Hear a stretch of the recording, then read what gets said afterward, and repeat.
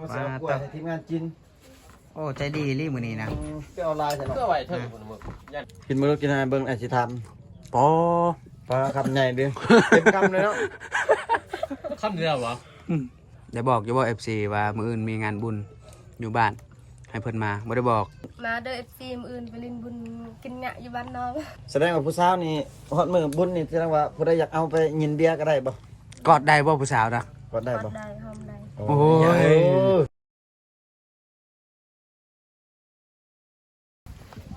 สบายดีสวัสดีพ่อแม่พี่น้องเพื่อนสุคนพี่น้องไอ้น้องวันนี้เดี๋ยวบอกกวยสิพาทุกคนนะ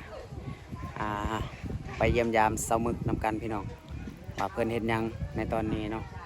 เพราะว่าเห็นเพื่อนอยู่เฮือนกินนี่ผ่านเฮือนของเพื่อนแป๊บๆเนาะเห็นเพื่อนอยู่เฮือนก็เลยสิพา FC ทุกคนนะขึ้นไปที่เฮือนศาลของเพื่อนนำกันเนาะหลังจากที่ผู้ใดเห็นเพื่อนโดนแล้วทุกคนเลยเนาะตอนนี้นะเปิดคลิปก็เปิดอยู่กลางแดดเลยทุกคนเนาะไปเดี๋ยวสิพาทุกคนขึ้นไปที่เฮือนศาลของสาวมึกนำกันอันนี้คือเฮือนศาลบ้านซองของเพิ่นเห็นเพิ่นอยู่เฮือนครัวอยู่ใส่อยู่นี่ป่ะอ้าวปุ๊บเฮ้ยตกใจว่ะฉันเปิดเฮ็ดยังแต่งตัวแล้วป่ะแต่งตัวเรียบร้อยแล้วหรือยังแล้วป่ะเอาเดี๋ยวสิคืนไปที่เฮือนของเพิ่นนำกัน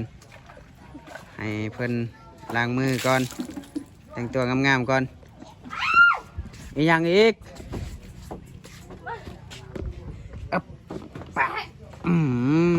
นี่แหละเฮือนซานบ้านซองซานเฮือนก็เป็นตาย่านแต่ทุกคนเลยเนาะเบิ่งย่างบดีนี่ตกลงได้ตกลุ่มหักมีไม้ไม่นะมีอยู่ป่าน่ะยันเจ้าบ่ได้ไปตัดมันเฮ็ดได้ยังไงนี่ใส่บังคลาใส่บังข้าวรามโอ้โหเฮ็ดยังบังข้าวรามนี่กินงะแม่อ้าวคือมันเป็นน้ำนี่ซะใส่น้ำยังนี่น้ำหวานบ่แม่น้ำกะทิกับน้ำตาลน้ำกะทิกับน้ำตาลโอ้ทุกคนกะเกียมยังอันนี้นะกะเกียมเขาสิเฮ็ดยังกินงะแม่โอ้ทุกคนเลยเนาะโอ้เห็ดลายเลยเนาะบัวลายนี่ใส่ผู้เต็มเขาลามเขาเอาเบิดแล้วไปตัดอันนี้นี่ตัวหน่อยตัวใหญ่ก็มีนี่คือมักแต่ตัวหน่อยนี่บ่เห็นใหญ่ปานใดอีหยังหน่อยใหญ่นะอีหยังลูกโซล่าธรรมดาเด้อกระดองลูกโซล่าสบายดีน้องสบายดีเด้อคืองามแท้โอ้ก็ได้งามแก้มแดงคักเนาะเป็นไข่ไม่รู้จักเฮ็ดไปช่างนี่เฮ็ดข้าวรามเกียมบุญมื้ออื่นโอ้มีงานบุญเคยหายน่ะน้ำตาลบ่แม่น้ำตาลกับกะทิโอ้น้ำตาลกับกะทิให้มันหวานบ่งานบุญบ้านในชนเผ่าอ๋อขอโทษเลยมันจะหกอันนี้ใส่น้ำอันนี้ข้าวสารมันกับยังนี่ข้าวสารกับใส่ยังนี่ถั่วในถั่วข้าวสารในถั่วแล้วก็มาให้น้ำกะทิกับน้ำตาลใส่เป็นไข่บ่นี่รสมันจักมือเลยให้มันหวานแต่วิทบุญจัดนักบ่ตั้งแต่วิทบุญนะจัดนักโพดคือว่างานบุญชุมเพื่อคือว่าเห็นน้องเต้นเงี้ยเงือกก็เลยบ่สบายบัดนี้คือบางหน่อยแต่น้องมึกกะลามคือหน่อยมันบ่มีบางใหญ่คือบ่เอาบางใหญ่ในใจน้องอยากได้บางใหญ่อยู่เนาะแม่นแต่มันบ่มีอีหยังอันนี้เขาเอิ้นน่ะไม่ยังนี่คือบ่บอกเบาไก่เอามาให้บางใหญ่อะโลอะเซิงบ่เพื่อนบ่ได้ภาษาไปอะโลอะเซิงอะโลอะเซิงแต่ภาษาลาวบ่ไม่พายแม่นแล้วปลูกได้นี่ไม้ก็ปลูกได้ไม่พุ่งบ่ไม่พุ่งที่พอมันเป็นเจี๋ยเลยมันเป็นเจี๋ยงามพี่น้องเอ้ยอะโลอะเซิงกันไปแต่เช้าเฮ็ดข้าวต้มนั่นข้าวต้มน้องพออะไรแล้วห่อข้าวต้มเรียบร้อยไว้อยู่กะยากของผมคันว่าสิอ้ายบ่มาเฮ็ดได้เนาะก็ให้สิน้องกินเนาะคันแขกมาคันแขกมาก็กินเองมียังแน่ตัวสิไปตอนหักแขกนะสมมุติว่าเข้ามานะมียังแน่ในพระธาตุนะคันนี้ครบกะกล้วยมันแล้วก็ข ข้าวหลามข้าว กล้ ต้ วย ม มันข้าวหลามข้าวต้ม แม่น โอ้มีหลายเนาะ ข้าวคันมี เอาซีนมันเขากินบ่ ด้วย กินงัวน้ำจะพูดต้องเอาน่ะ 700,000 อ๋อตัว ว้า จะพูดบ่แล้วคือเอาลายเลยเนาะ ย้อนแขกมา แขกมาหลายเนาะ แต่ละปีเอาลายกะบ่พอกิน บ่แสดงว่าแขกหลายเนาะ แม่น อืม ถ้าเราทีมงานมา3คนนี่ก็พูดละพูดเลย กินลายได้ใช่ไหมเนี่ยตาม่วนเนาะบ่ไกลเนาะ บ่แม่นเป็นใครกินฮอดคนอันน่ะบ่ หมอ บ่ได้กินฮอดไผบ่ ยันว่ากินฮอด FC สิเนาะ คนของใจบ่ได้มาติ หมอบ่ เอ้ กินยากินยาแล้วบ่กินยาเลยยัง คือบ่ไปซักยา ลืมเอาสัตว์มา บ่คือบ่ไปซักยาเข็มใหญ่ ให้อายซักให้บ่ยานะ เออ ดีเลยเป็นบ่สบายทุกคนเลยเนาะ สักเข็มยังไงเศร้าแล้ว เป็นไข่ตกซักยาเข็มใหญ่มันจากเศร้า 3เข็มเนาะ อันนี้สักเข็มเดียวมันก็บ่ดีแล้ว ก็เกียมบุญกินงะพี่น้องเอ้ย งานบุญงะงานบุญกินงะ สาวบางกอก มื้อนี้นี่กะเกียมยังไงมื้อนี้บุญนะมื้อนี้กะเกียมยังไง แล้วเบิดป่านนี้เนาะ แม่นสิไปหาเพิ่นอีก หาฟืน หาเพิ่นเกียมยังเฮ็ดยังเพิ่นน่ะเฮ็ดยัง เฮ็ดกิน ต้มข้าวหลาม ต้มข้าวหลาม โอ้ ฮะต้มข้าวหลาม ต้มอยู่ตารางหรือว่าอันนี้ต้มหรือว่ายังข้าวต้มเนาะ บ่ ต้ม ติ หรือว่า บ่ต้มติ ก็ได้เสียนั่นก็ได้ เผาก็ได้บ่ สิเผาก็ได้ เขาไอ้ขี้ข้าว ต้มก็ได้เนาะ อันนี้เผาเอาตินี่จี้ปิ้งเอาแล้วเขาคายใส่ไผ ต้มนี่มันสิชุกไว้ แต่ว่าบ่หอม อืม คณะเผานี่มันสิหอมกับบางห จะ อมหยัง จบดิจบน้ำออกจบน้ำหวานออก ขี้คานต้มบ่แม่นขี้คาน มันโดนเท่ากี่คันคุ้มไฟอะไรกับมันใหม่ แสดงว่าชิน้องต้มเอานี่ คันเฮาเผาบางเทื่อบังมันไหม้เบิดแล้วบางเทื่อเขาก็ยังบ่ทันสุก แม่น สิใหม่ก่อนสุก ต้อง แม่น ต้ม นะ เบิดจังให้แขกกินมันจังสุกบ่อายเขา เอา แขกมาแต่ใส่เด้ เขาบางคลามใหม่พวดกัน ลายจากบ้านใดแน่บ่ฮู้ แขกเขาเบาอีน้ออย่างไอ้แขกอีน้อต้องในต้มเอาพี่น้องเอ้ยมันจังสุกสม่ำเสมอหนุ่มกว่า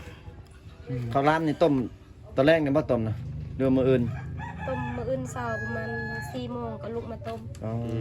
ต้มได้4 โมงเช้าบาดแขกมาประมาณจังโมงซะ บางเทื่อเขามา7 โมง 8 โมงก็มี โอ้พี่น้อง เขามาเอาให้เขากินเลย สภาพร่างกายน่ะอ่อนเพลียแห้งเนาะไหวอยู่บ่ ไว้อยู่ มันต้องไหว เพราะว่ากะเกียมเครื่องเฮ็ดต้องอันนั้นได้เนาะตื่นดึกลุกเช้าได้เนาะมื้อนี่เกือบว่าบ่ได้นอนเบิดคืนหมดแล้ว ว่าสิต้มไว้เขาต้มแต่มื้อวานนี้ให้จุไอกิน แต่เป็นไข่ก็เลยบ่ได้ลุกไปต้มซ้ำ ถ้าไปตัดบางคลามอยู่ อายบ่ได้กินเลยบัดนี้ จะไปตัดอยู่ใช่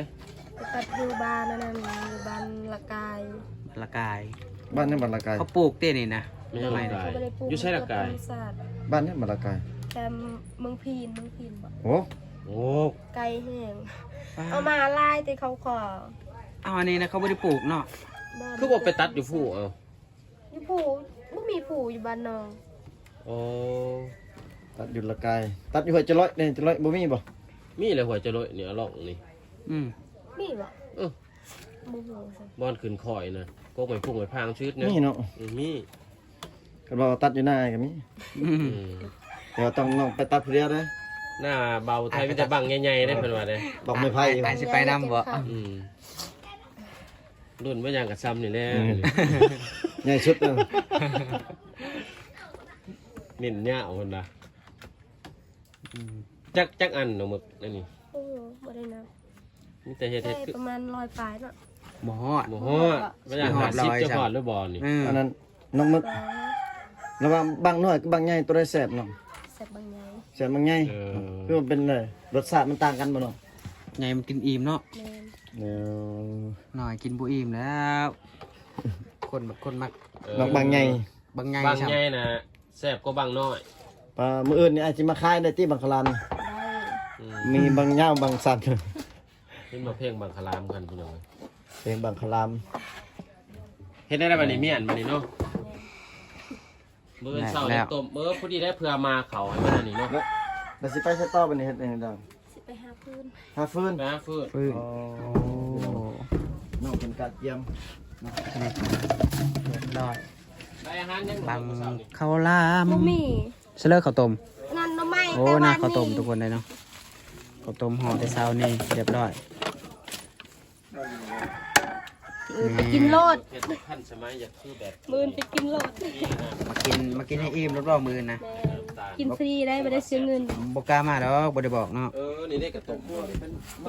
บอกแล้วว่ามึงก็บอกบ่ได้บอก ส่วนไรใบใช่ใบยัง ใบตอง ลุง ชุบหน่อบ่ได้ใบแคมเห็ดเนาะ ใบตองมาที่ใช้ แต่ นี่พี่น้องเอ้ย ใบลุง ใบรุง บ้านบ่ไกลนี่ชุบหน่อเป็นใบตองในเห็ดกระตกเลยอยู่นี่จักใบยัง บูจะคืนเนี่ย แต่ทางผู้ไทยนี่แม่นใบแคมต่างกัน ใบแคมก็มี เขา ใบแคมก็เอาคือกัน ทางทงเพียงเขานี่ ใบอันนี้ก็ได้ เป็นเน้นเฉพาะใบตองโดยเฉพาะ แต่ทางผู้ไทยนี่เพิ่นเอาใบแคมแต่ทางเผามังกรหรือว่าเขตอื่นเพิ่นเอาใบจักอีหยัง ปัดอย่างนี้ คันใบแคมนะเขาสิเฮ็ดข้าวต้มตีมันเป็นแหลมๆนั่นซ้ำแจ ข้าวต้มแหลม แหลม ใบสุภาพ เบิ่งสภาพน้องแล้วแม่นบ่แม่นบ่เห็นสภาพบ่แม่นเบิ่งสภาพเว้าผิด ทางกายวันเพียเนาะเสียน้ำหลาย บ่ได้เพิ่ม เฮ็ดบ่ให้งานหลายโพดเอา มาเสิร์ฟกล้วยให้ทีมงานกิน โอ้ใจดีรีมื้อนี้นะ ไปเอาลายใส่เนาะ เพื่อไว้เถิดพุ่นมึกย่านไก่ตอดบ่หรือว่าย่านชุมหมายรัก ไข่มันสุก ซุมอ้ายก็มากินกล้วยอยู่บ่ โอ้ให้มันชุกให้มันให้มันไก่ช่างกะซีให้มันห่อนชุกไว้ นี่ทุกคนเลย โอ้แม่นเลย อยู่ตาไฟ กล้วยที่ธรรมศาสตร์กล้วยยังกล้วยน้ำว้าที่นี่ กล้วยตานี กล้วยตานี กล้วยตานี่ ชุนเอากล้วยตานี่อันนี้นะกล้วยน้ำว้าอันนี้เนาะ จะกล้วยยังก็บ่ฮู้ยัง กล้วยน้ำว้าอันนี้กล้วยตานี่แหละมันตัวเขาต่ำในบัดกล้วยเขาต่ำได้กล้วยยัง คักเนาะ ชุนเอา กล้วยใหญ่คักเนาะ กล้วยตัวเขาต่ำขายน่ะ กล้วยบ่ฮู้ กล้วยตานี่ กล้วยทานี่ต่ำขายน่ะอันนี้ชุนเอากล้วยทานี่ ฟัง ต่างกัน เรียกว่าก ล้วยตัวไหนไม่ได้หลายน่ะกล้วยอีช่างชุนเอา กล้วยป่านะ บุมี่อยู่วัน บ่มี กล้วยป่า เกินต่างกันพี่น้องเอ้ย แซ่บมาก ทางไทยเพิ่นเรียกว่าทางโมเดิร์นก็คือสิกล้วยน้ำว้าคือกันอันนี้นะเพราะกล้วยน้ำคือนั่นกล้วยทานี่กันกล้วยทานี่กล้วยต่ำขาย กินดิน้องกินดิมะกล้วย น้องกินเด้อ กินมันดูกินอะไรกินบ้างเด้อ เป็นแค่ว่า หึ กินดัง กินแล้วว่าหวานยาวเนาะ จังหน่อยสิไปซื้อกินแต่เบิดแล้วไปซื้ออีกจังหวะ ไปซื้อใส่ ยังเมือง กินมาดูกินอะไรเบิ่งไอ้สิท ปอ ำปลาคำใหญ่เด้อเต็มคำเลยเนาะ คำเดียวเหรอ แซ่บอยู่ดิน้อง หวาน หมักน้อยกับหมักใหญ่ตัวละแซ่บ มักง่าย แซ่บหมักใหญ่อีกล่ะ มันเต็มปากเต็มคำเลยเนาะ แม่ ปลาลองบ่ดูฮะ มื้อนี้น่ะ อ๋อเต็มปาก มื้อนี้น่ะเสียงอาจจะค่อยๆหน่อยเนาะ เจ็บคอ บ่สบาย ในใครเมื่อวานนี้เห็นกับเด็กบ่ได้ยินเลยเสียง อืม น้องบ่ได้สักยาติ บอก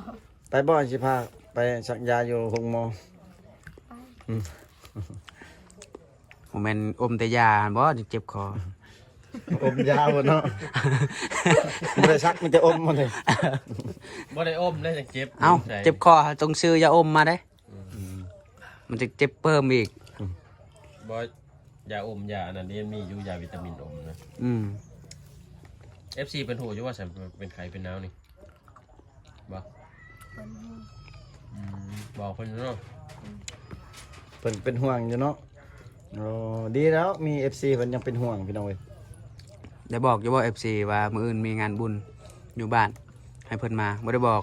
เอ้าคือบ่บอก ลืมจังหน่อยสิ ลืมเปอ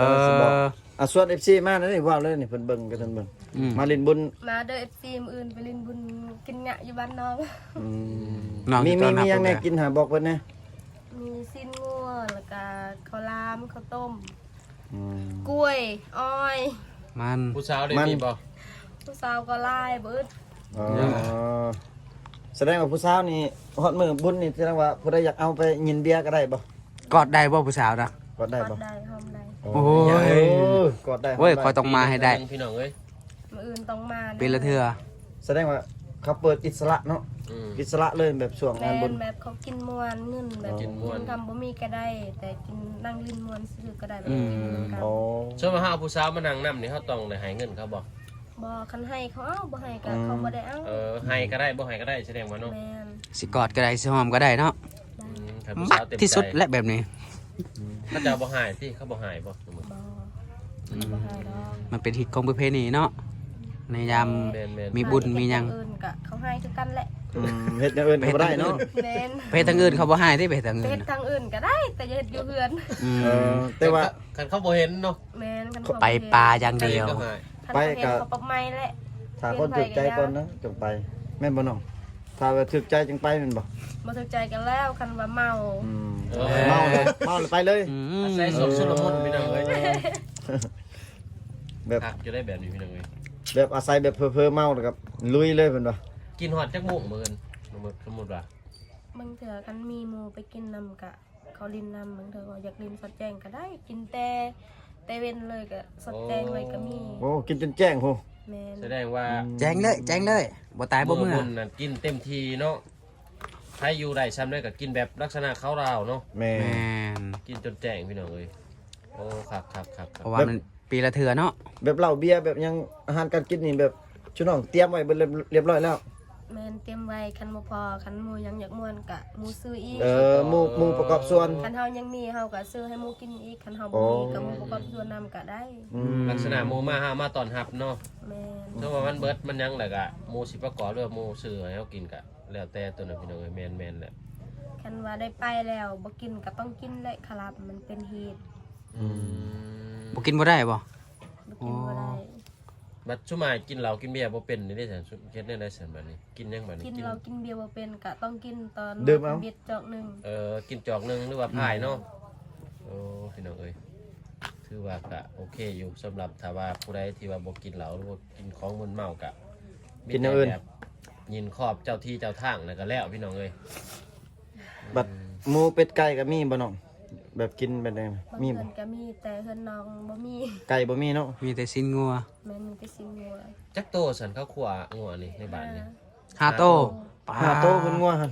งัวซีขวายตัวหนึง ปลา โอ้ ทุก ผู้มีเงินในแล้วขวายบ่ บ่เขาอยากกินควายก็เขาเอาควาย เป็นพูดเนาะ แม่น โอ้ แบบผู้ใดมักควายก็กิน แบบ ซื้อควาย เขาขายราคาถึกๆก็ถึกเลยประมาณ 7-8 ล้านบางทีก็10 ล้าน18 ล้านก็เขาซื้อได้ตอน20ล้านก็เขาบ่ได้ซื้อ แสดงว่าเพื่อนหนึงเฉลี่ยใช้บ่รุดเลย500,000 แม่ บ่ลด บางเดือนก็ฮอด2ล้านก็มีเขาเอา โอ้ เอาลาย เขา เด้ มีเงินแต่บางคนบ่มีคือจุน้องก็เอาน้อย เอารุดกว่าหมู่ ขนาดว่ารุดก็ยังบ่ได้รุดได้500,000 รถ พี่น้ ยั อง ง7พูดบ่เมื่อวานน่ะ แม่น 7พูด7แสนเลย 700,000เห็นบ่บ่รุด500 บาทพี่น้องเอ้ย แต่ให้หมูอีกหมูบ่มีก็ให้หมูอีก อื 2 ม อืม แบ่งให้หมู แม่นเฉลี่ยใช้เฮือนหลังหนึงเฮือนหลังเฮือนละพันเนาะ1,000 บาทเนาะหรือว่า600,000กีบ700,000 2,000 นี่พี่น้อง บางเดือนก็ 2,000 บาท ก็ถือว่างาน เอาลายเนาะ คือว่าแล้วปีละเทื่อเนาะ แม่น จัดเต็มที่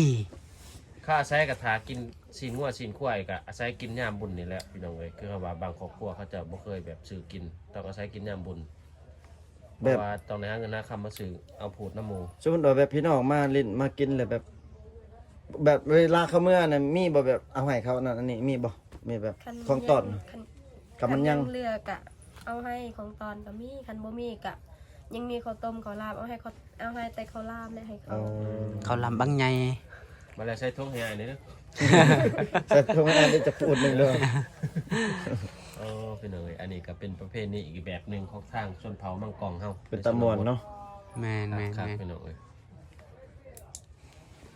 เอาใบตองกล้วย อืม เสร็จข้าวต้มอีกจังหน่อยนะ แม่นลืมมาเขามา โอ้ เขาก่อน เอามาเขาก่อน ปิดก่อนนะมันนั่งก่อน เอาทุกคนในน้องก็ประมาณนี้แหละได้ทำเพิ่นกะเกมงานบุญก็มีหลากหลายสิ่งหลายอย่างเพื่อที่จะต้อนรับแขกปีละเทื่อเนาะใครที่มีโอกาสอยากมาก็มาได้เนาะทุกคนเนาะโอกาสมีครั้งเดียวเด้ถ้าบ่มาในปีนี้ปีหน้าจังสิได้มาอีกเพราะว่างานบุญจัดปีละเทื่อเนาะสมมุติเนาะ แม่นเป็นละเทื่อ ถ้า ไป FC จะ กินกะกินฟรีบ่ต้องเสียเงิน บ่ต้องเสียเงินเนาะถ้า FC ไป FC คนใดอยากมาก็มาได้เนาะยินดีต้อนรับทุกคนเนาะ แม่น ยินดีต้อนรับทุกคนเด้อเนาะไปจากมาเที่ยวมาเบิ่งงานบุญประเพณีของบ้านเสามึกชนเผ่าบรูเนาะก็มาได้ทุกคนเนาะก็บอกว่าจะได้จบคลิปเพียงเท่านี้ก่อนเนาะฝากกดไลค์กดแชร์กดติดตามเพื่อเป็นกำลังใจในการเฮ็ดคลิปต่อไปเด้อขอบใจทุกคนที่เข้ามาเป็นกำลังใจให้ตลอดเนาะเอาเดี๋ยวเจอกันคลิปหน้าพี่น้องบ๊ายบาย